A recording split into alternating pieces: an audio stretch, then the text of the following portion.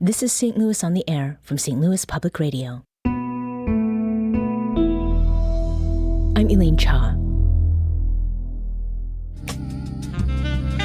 Today is March 14th, and it's a special day for people who are from St. Louis or call it home because 314 is the area code for STL, and 314 Day is a time dedicated to celebrating all that St. Louis is and what it can be. Joining me in studio are three St. Louisans who celebrate the city in several ways. Dsmoovee Shabazz is an MC and host of Voice of the Streets. Kayla Thompson, also known as KVTheWriter, one word, is a hip-hop artist, writer, and community advocate, and David Lemon is a co-host of Overarching and a realtor for Garcia Properties. Welcome to all of you. Hello. And happy 314 Day. Yeah. So 314 Day. So 314 Day has its roots in Black communities across the St. Louis area, and it has been embraced by the entire St. Louis region. But I'd like to know, what does 314 Day mean for each of you? Dsmoovee, let's start with you. I'll start by this because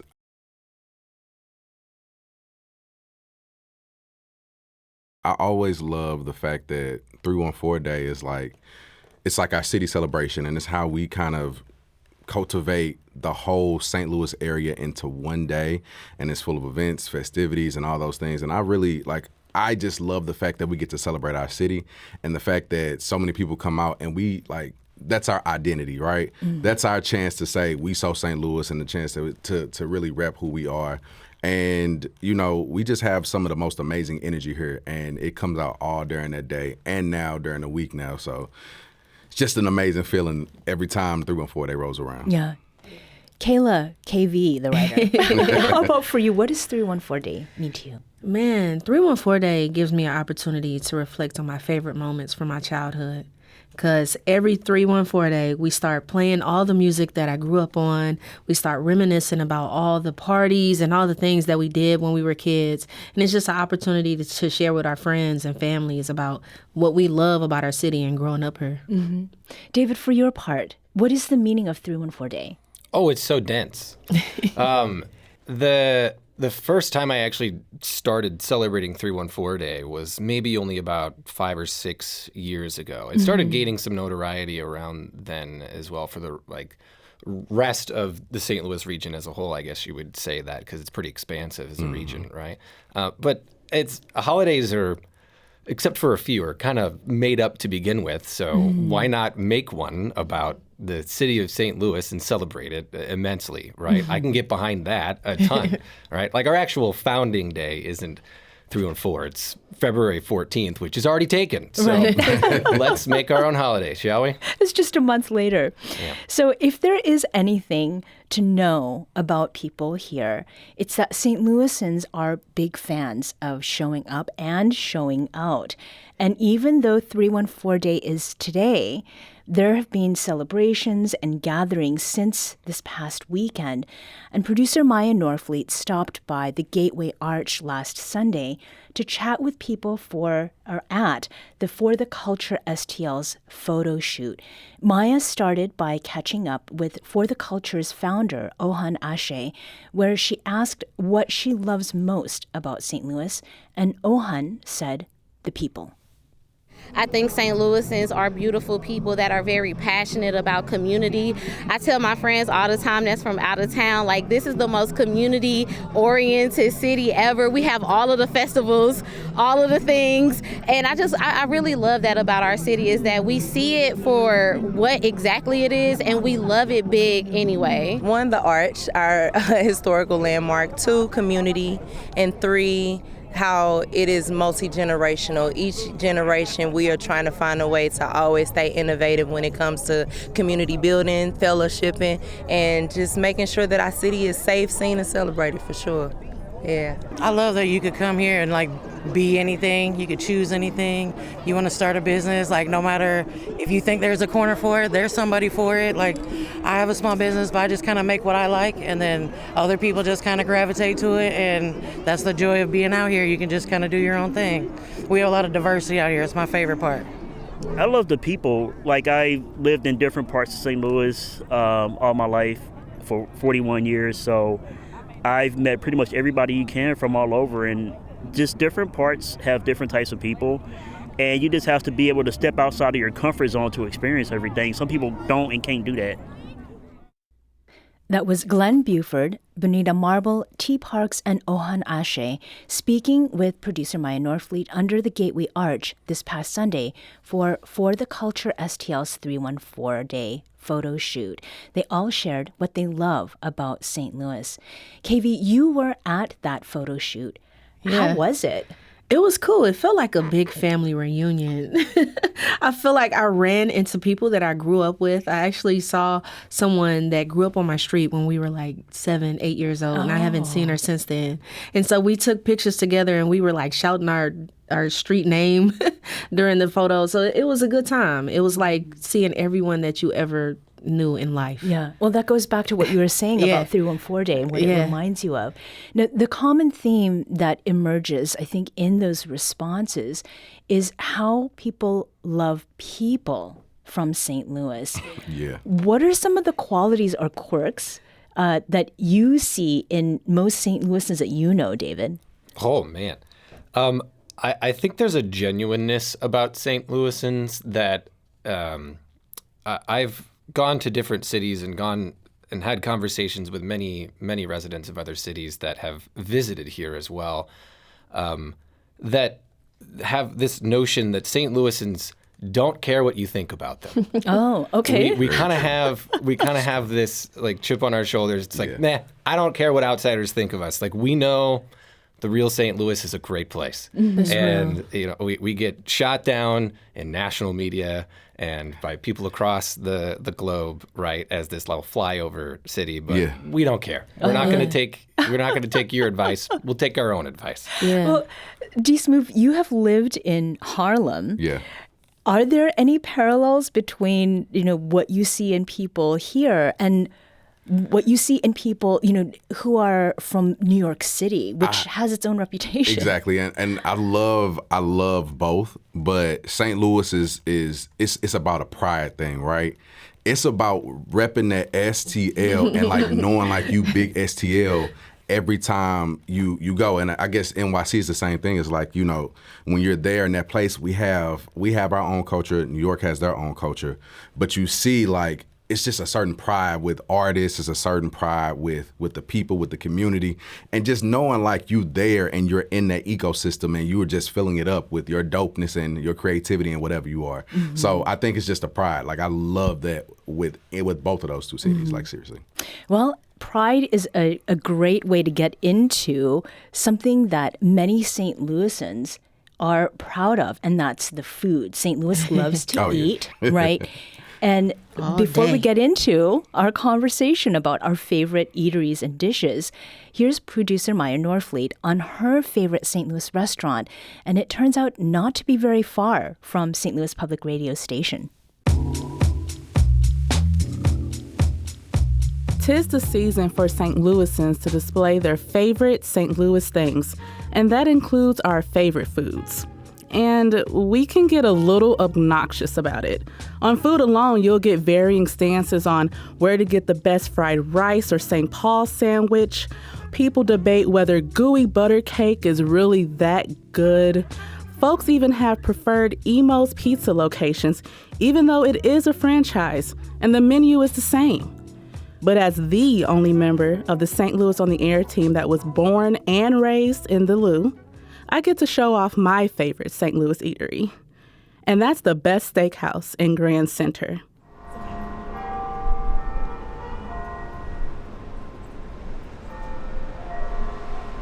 I let other St. Louisans take folks new to the city to the chop sueys and the Emos of their choice.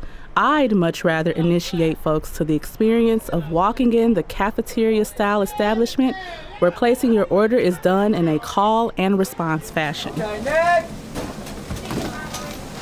Chicken my right. Thank you. Next. Okay. It's part of the charm. When I say I love Best Steakhouse, I really mean it. I'm pretty sure the first steak I've ever eaten was from their grill. It's a must-visit for my cousins that come to visit from Dallas. And there's no unnecessary bells and whistles. Even the interior has remained pretty much the same for as long as I can remember. The walls have old pictures of mid-century St. Louis and newspaper clippings that tell the story of the family-owned business. The ambiance is in the people that make Best Steakhouse tick, and the people that come to get their fill of delicious grilled meats and potatoes. She'll come over here and put some on. Last week, I was grabbing lunch with a friend who also grew up with Best Steakhouse as a treat. We ran into one of Vashon High School's basketball coaches, Walter Harris. He had just finished eating too when I asked him what his Best Steakhouse order is. I like the chicken plate, Monterey chicken plate.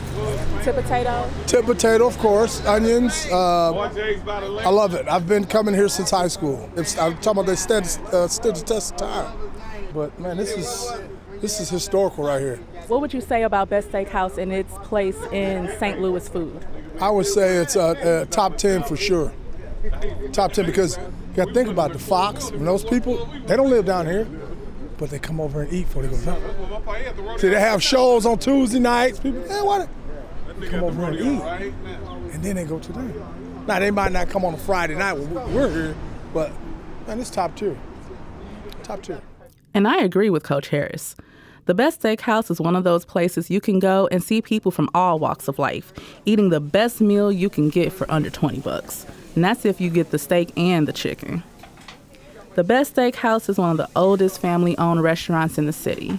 They've been in business since 1964, in the same location, ran by the same family on Grand Boulevard.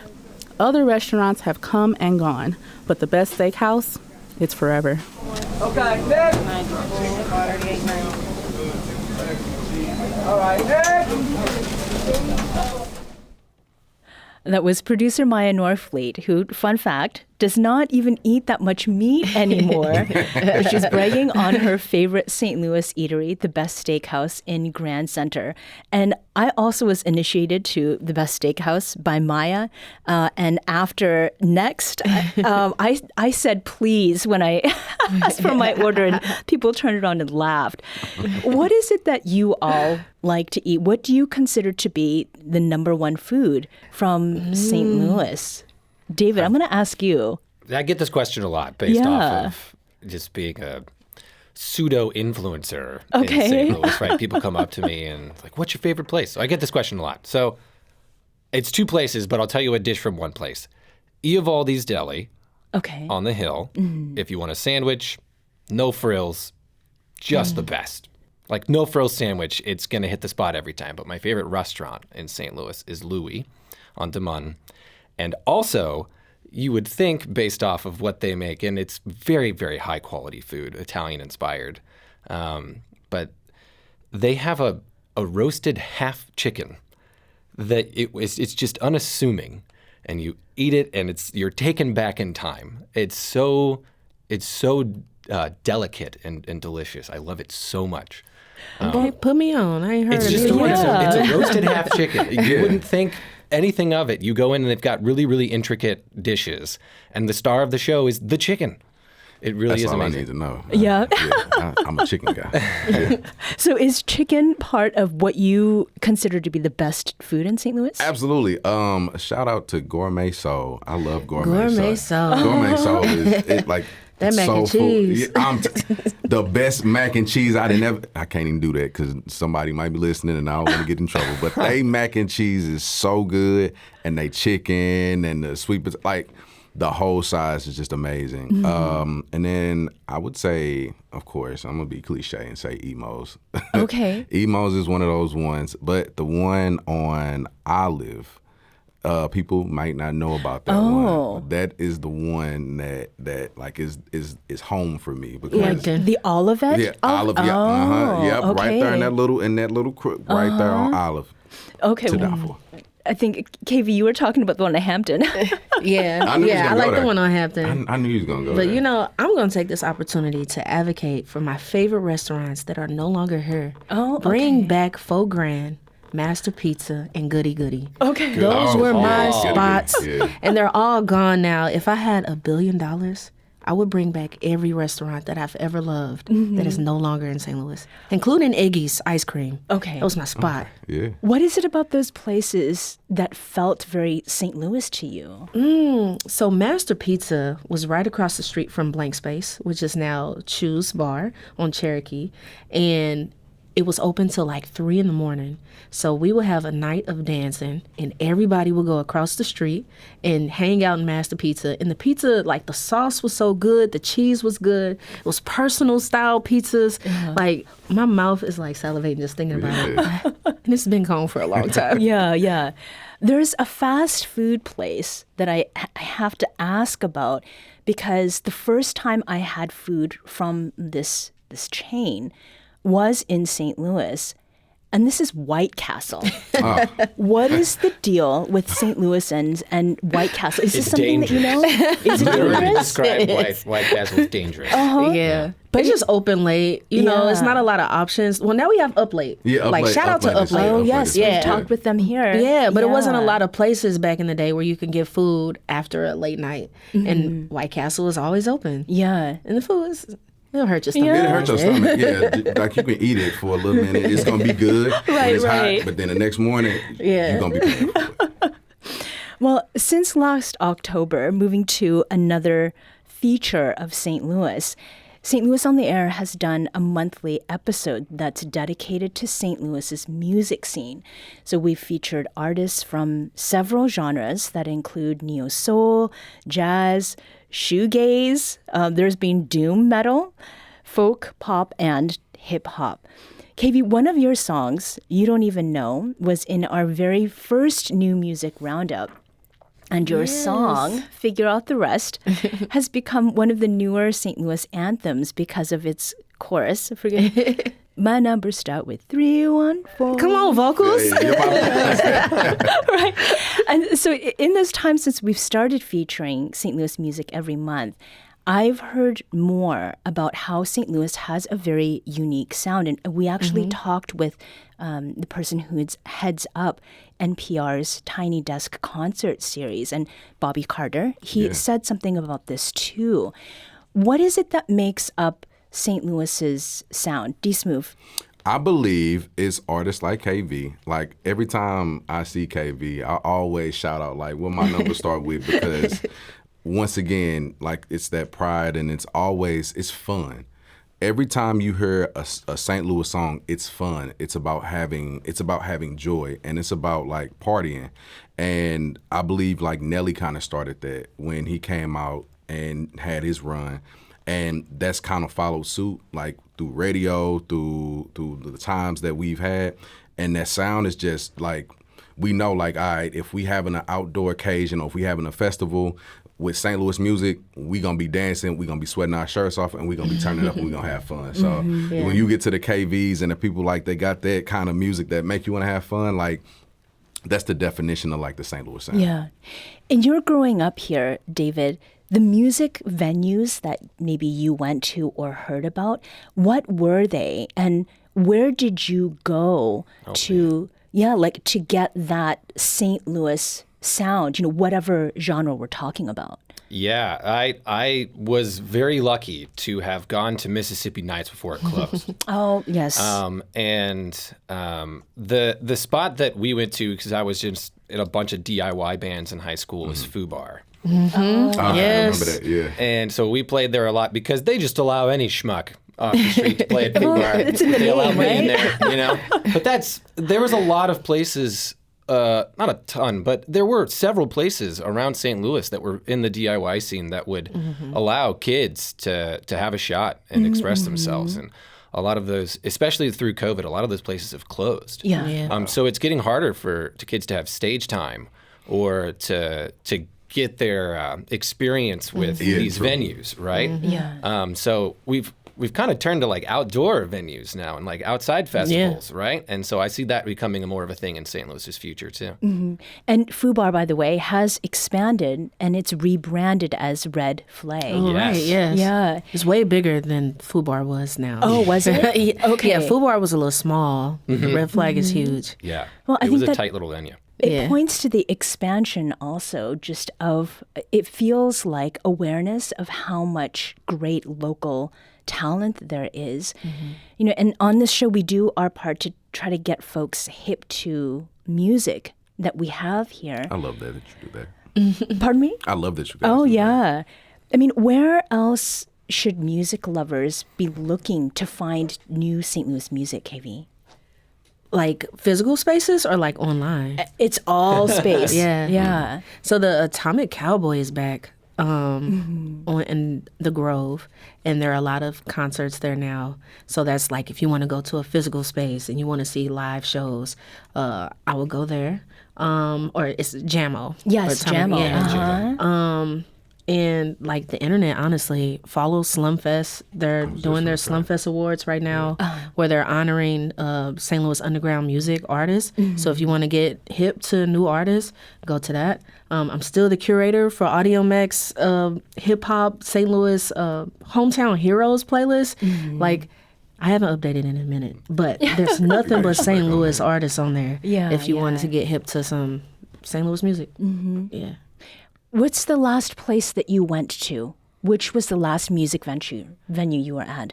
Well, David? my buddies and I, they run it, but Greenfinch Theater and Dive. Oh, so sure. we do, and tonight we're having our live show there of Overarching. Okay. So we put on a lot of local bands there, and that's one of the reasons we started it. We want to bring local artists back to the stage. And that's the former Way Out Club. The former Way Out Club, yeah. Dsmoovee. My last one was the pageant. I was at a Blast concert. It was pretty cool. I love the pageant.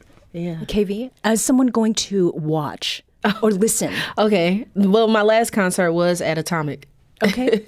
Where I went to see a few folks. I think that was the last one I performed at, too. Oh, yes. I think I may have seen it.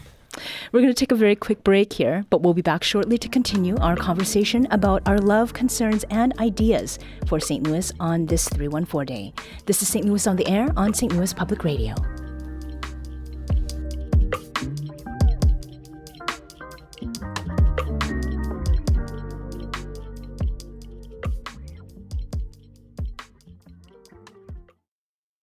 Support comes from Gemma, architects, planners, and designers seeking to bring joy to their clients and communities. Details at JEMASTL.com.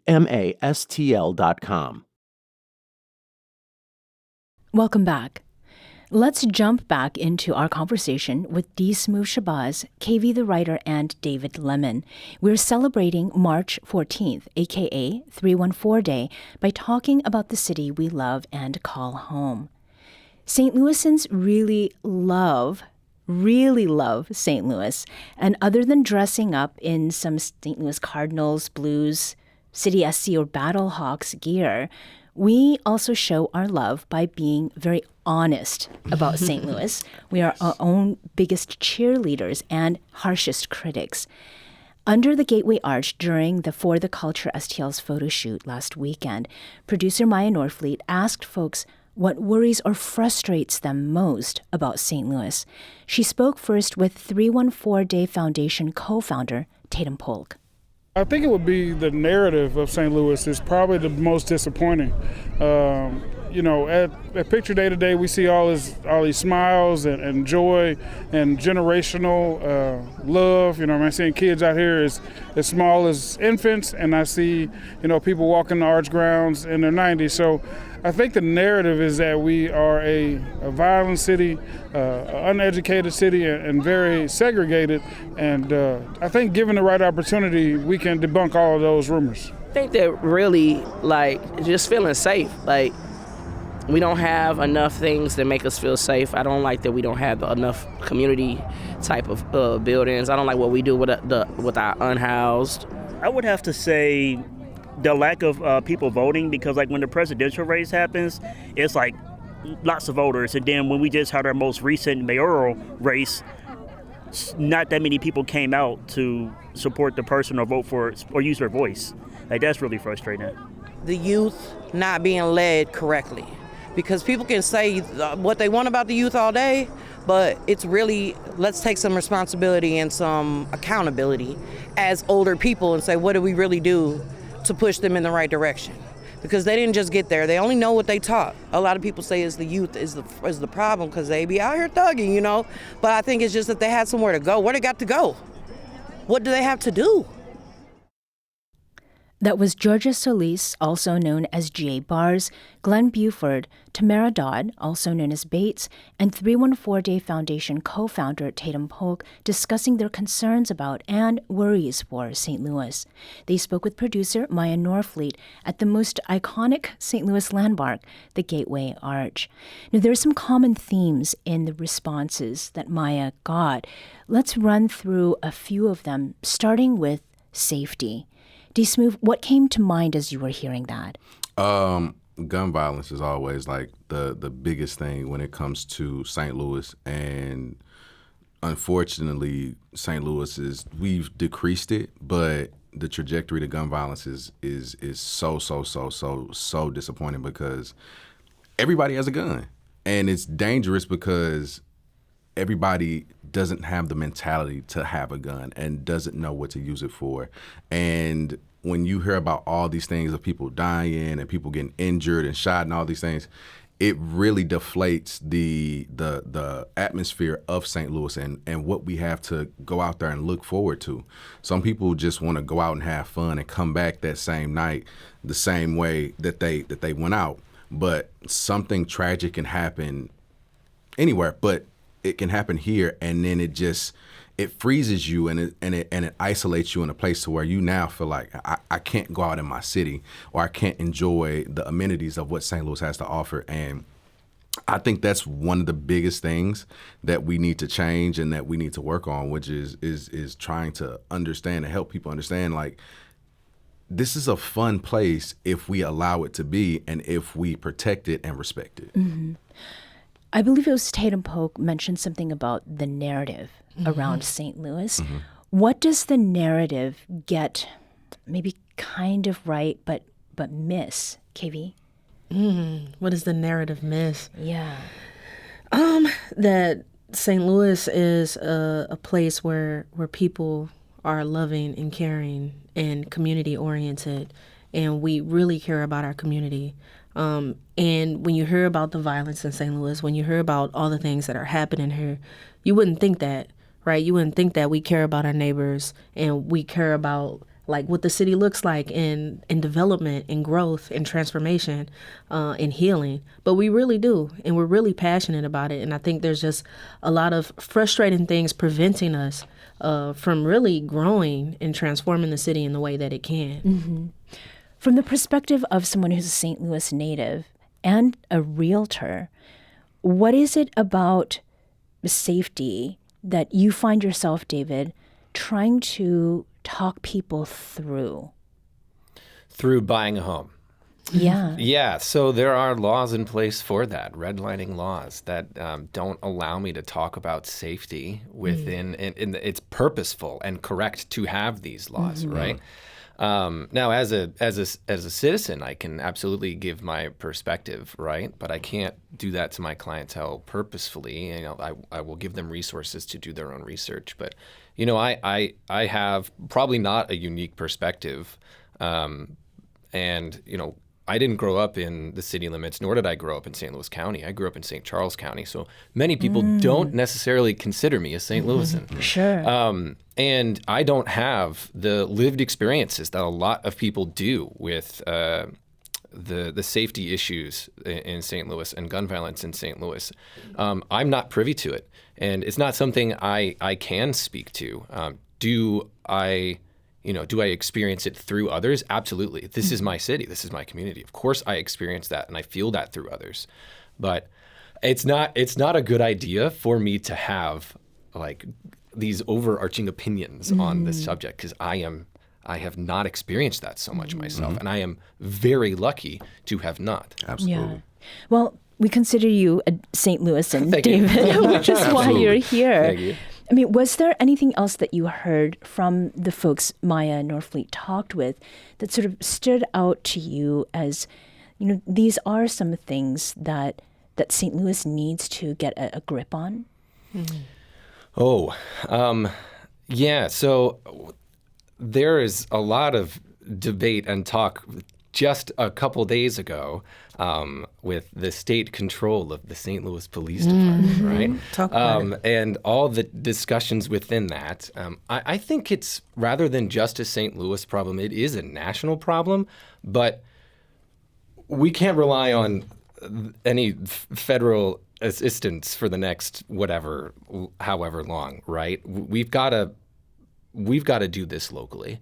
And I think we've always had to do this locally, but now more than ever, there are powers moving away from the city of St. Louis, and there's a lot less control moving away from those who live here. And I think when we put the power back in the hands of the people that live here and are actually here, it will have a lot more of a real impact. I agree with you. I think that's a great segue to the note about civic participation, because there was mention of, I believe it was Glenn Buford, talking about how many people have not been voting. Kayla, what do you think about that, about civic participation and the rate at which people are getting involved? Yeah, I think people just need to know, like there needs to be more awareness and more education. When I was at the 314-day photo shoot, they started talking about the current election, and I heard some young people standing behind me like, "Oh, where do we go to vote? How do we do that?" And they looked like they were around maybe 19 years old. And I think we just need to educate the youth. Like, these are your polling places, these are your candidates, these are the issues. So just really getting out in the community and talking about it. You know, we don't pay attention to these local elections as much as the larger elections, but we need to, especially right now. We need to. Yeah. There was also a note about the lack of things to do in St. Louis, sort of this, places that are available. Dsmoovee, I mean. I totally agree with you. And I'll touch back on KV's point too, is like, we don't have like the neighborhood foundation that we used to have to where we could automatically have block parties on our block and we would have fun. Like your shirt says Kings Highway. Like that was a time. That was a time to be had. And the fact that we kind of lost out on that part of community, that probably kids under the age of 24 have never seen that, it makes it a huge problem, because now they don't understand what community looks like, and they've never seen like people come together at a neighborhood level and say, hey, this is what we're going to do. We're going to have fun, and we might go kick it somewhere else. Let's get everybody up and let's go round everybody up and let's go here, and we going to go to Chuck E. Cheese or something like that, or do something fun, or go to the park to go skate. Yeah. At Goldfinch, is there a 21 and up age? Yeah, so Greenfinch, is you can be under 21, especially if you're performing. Yeah, absolutely. We have all sorts of activities and shows that we do for those under age 21. And why have you all decided to make that space accessible to young people? I mean, I think this is connected to a lot of conversations we've had on this show about availability of places for those who are not yet 21. Yeah, so I'll speak on behalf of the two owners of the actual space, which I'm sure they'd be okay with. But their ideas behind this, so they run a non-for-profit theater organization called Fly North Theatricals that used to be housed a block north of here. And it's given 16 kids a year access to free dance lessons, free voice lessons, free acting lessons that they wouldn't otherwise have access to. It's about that arts accessibility, that ability to express yourself and not be afraid of it, right? That's their whole mission, is that they can do it here in St. Louis, right? It's one of the most accessible cities to do it. Other cities across America, it's so harder. Their entry point to do this is difficult. But here, I feel like it's a lot easier. That is one of the things that many people say, that there are certain things that are available here in St. Louis that are not available elsewhere. And it's not as much as competition either, because, in those bigger cities, and I say we're not a big city, but in those bigger cities, it's probably 50 to 100 people that's trying to do the same thing that you're doing, when in St. Louis, it's probably like 20 to 10. Yeah. So. We're going to take a quick break here, but when we come back, we will continue this 314-day show celebrating all things St. Louis and stay true to STL's spirit of let's make our city even better. This is St. Louis on the Air on St. Louis Public Radio.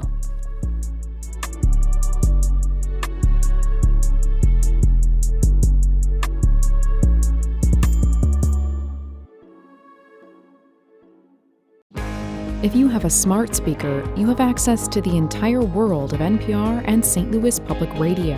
All the latest news and all the captivating stories.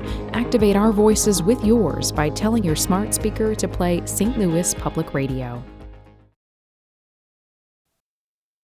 Welcome back. If you're just joining us, today's show is all about St. Louis and its annual celebration of everything STL, and then it's 314 Day. Before the break, we talked with guests Dsmoovee Shabazz, KVTheWriter, and David Lemon, all from St. Louis, about things that worry and even frustrate them about St. Louis. But 314 Day is very much an occasion to talk about improving St. Louis and talking about what keeps us here. At the For the Culture photo shoot last weekend, producer Maya Norfleet asked attendees what they think would make St. Louis a better place to work and live. Like, for real, we need to feel safe. So whatever we need to do to make that happen, whether it's building more community centers, whether it's having more positive events out here that have been peaceful, like music at the intersection, stuff like that going on, and us celebrating each other, I think that's what we need the most. We need some positive energy.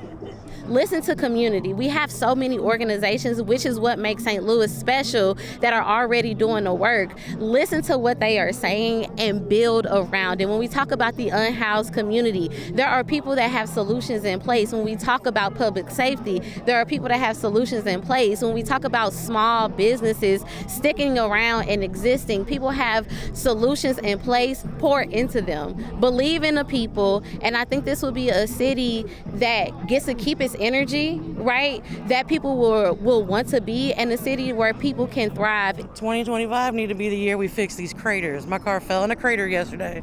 It was not cool. My husband was on the phone, was like, was that a pothole? How you know what it sound like? Yeah, it's bad. It was bad. I think there has to be a level of give back at every level. You know what I mean? I think that we have to love on each other, our neighbors, our partners, our business partners, our colleagues. If we continue to love on each other and give back to those that are less fortunate and need a hand, I think that's the beginning steps to show people that we are a city of hope and love. That was 314 Day Foundation co-founder Tatum Polk, Bonita Marble, For the Culture STL founder Ohan Ashe, and Tamara Dodd, also known as Bates. They were sharing what they think would make St. Louis a better place to work and live. KV, share your reactions to what you heard in that montage. I was laughing at the person that said the craters. Yes, we all were. Yeah, because I was just thinking, I just hit a pothole so big. I thought the bottom of my car fell out. I thought I was going to have to Flintstones my way home. Yeah, we definitely need to change that. Mm-hmm. Was there anything else that stood out to you as far as, what people were saying about improvements? Yeah. Or, maybe things that you have seen improve over time? Yeah, I really do think we need to get involved in our community.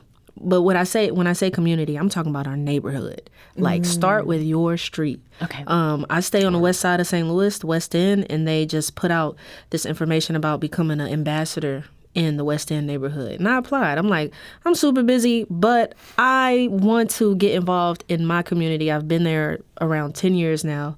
And when I was a kid, I knew every single person that stayed on my street because I was outside all the time. And I was like knocking on doors and being obnoxious as a child. And we don't do that as adults. We don't really know the person that stays at the end of our street. And I think we can start with that. Let's start with what's going on in walking distance. Mm-hmm. And then we could build from there. Yeah. David, what do you think? Well, I want to expand on your point here. I think to go even, I guess, more minutia than that, it's generosity towards your neighbors that'll get you out of your door. And not being afraid of whoever is your neighbor. All right. Yes. And you just crawl back into your hole at the end of the day, get back on your phone or TV or whatever it is. We've become such an individualistic society, and so glued to ourselves that we forget the neighbor that truly needs us. I live in a neighborhood where my wife and I are the youngest people, and honestly, I consider that a privilege to have the ability to, get myself off the couch and go check on my neighbors, and it does stem from your front door. Now, it does more than that. It stems from, you have to make a conscious decision to be generous that day.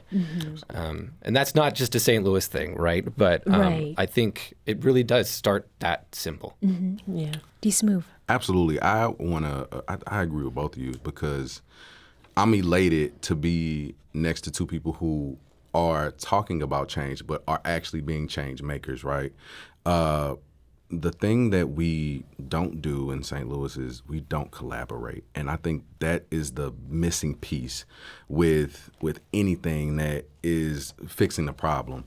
If we, and shout out to Ohan, if we had or looked at all these community organizations who were doing all these things and we were able to build an infrastructure to where we had a resource to where we could solve any of these problems, I feel like St. Louis could be a light for the world. It could revolutionize how people and how communities and how cities solve their problems. And I believe St. Louis can be the first to do that. All it takes is collaboration, and all it takes is change makers like these two who believe in just the power of one that can change the power of many. You're such a nice guy. I try. We're all good people here, right? Exactly. Well, one of the things, I think it was, David, you had mentioned earlier, the founding of St. Louis is 214. Here we are talking about 314. And it may be it's related to the area code. But what is it about 314 Day that feels like an opportunity that doesn't exist at other times of the year? And this is really open to any of you. I think it forces you to think about your city, right? The day comes up every year, and just like any other holiday, like I was saying prior, when you put momentum behind something and it becomes more of it becomes relevant in the cultural zeitgeist of your city, like 314 Day has, thanks to Tatum and everybody else behind that. It forces you to think about that. I had never made the connection as to the beginnings of 314 Day in the Black community of St. Louis until somebody told me this.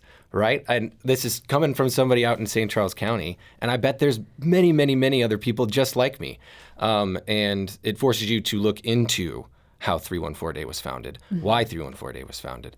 And it broadens your horizons. And I think just having the day alone and why it was founded through Community Roots Movement, it really does. It broadens your horizons of what you know St. Louis to be.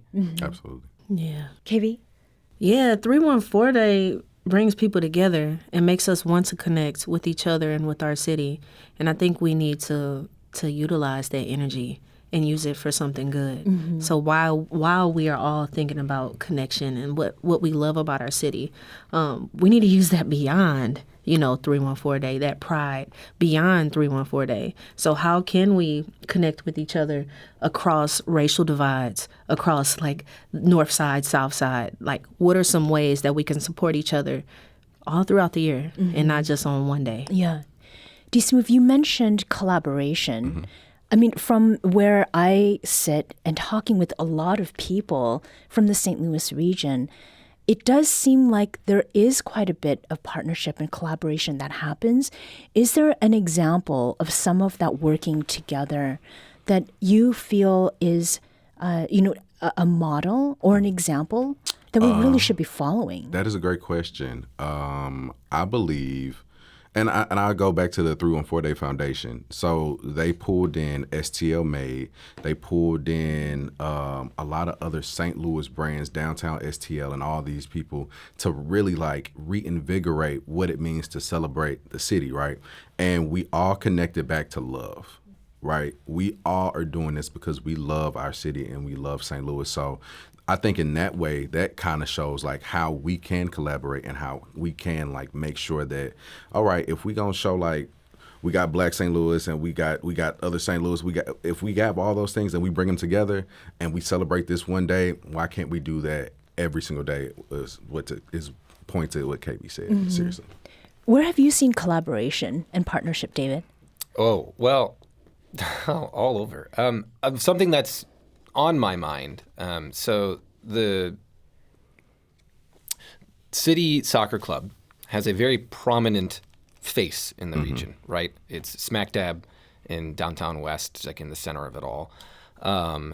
And they have this collaboration with local musicians and this creator group that they've brought in all sorts of different musicians and all sorts of different genres of musicians, right, into their world, and have these street parties and block parties beforehand.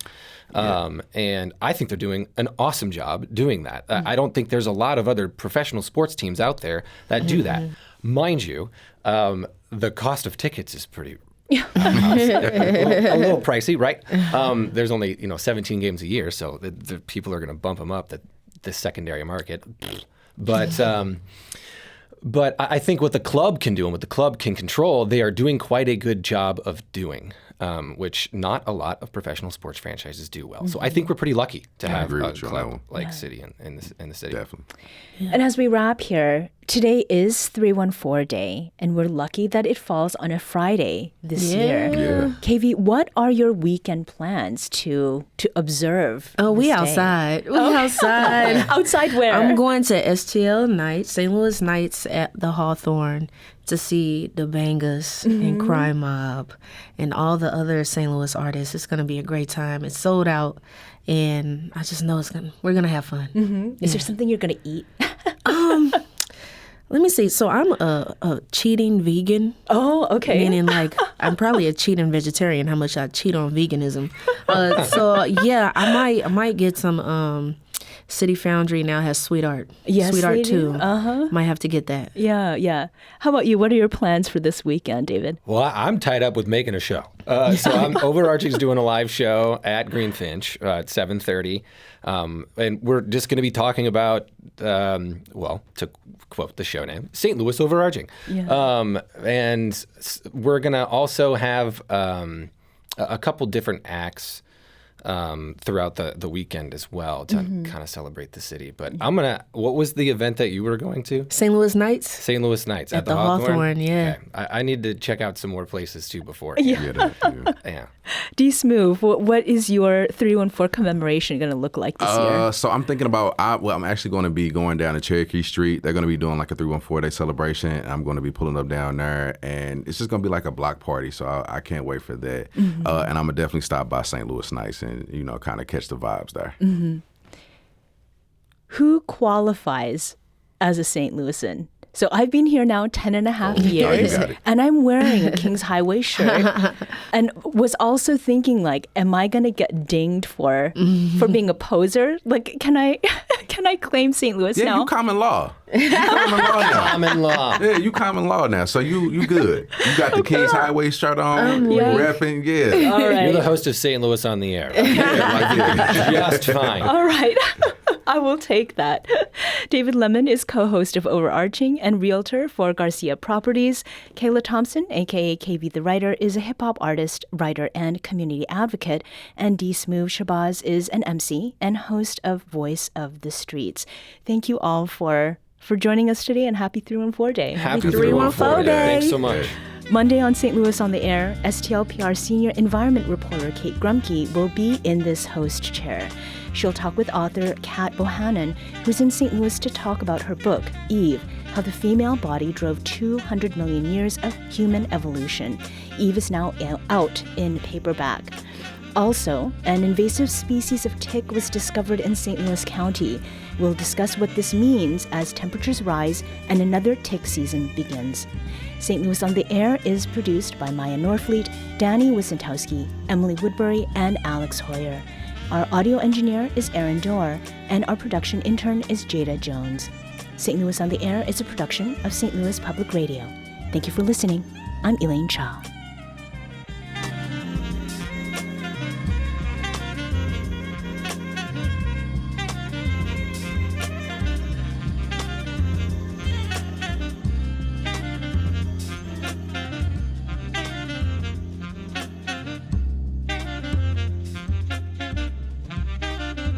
This episode was produced by Maya Norfleet. Our audio engineer is Aaron Dorr. This podcast was mixed and edited by Aaron. Our executive producer is Alex Hoyer. St. Louis on the Air is a production of St. Louis Public Radio. Understanding starts here. Do you find yourself regularly listening to episodes of St. Louis on the Air? Suggest us to a friend you think might enjoy our conversations, and leave us a review and rating on Apple Podcasts on the App Store. It's the simplest way to help people discover our show. Thank you. St. Louis Public Radio is a member-supported service of the University of Missouri St. Louis.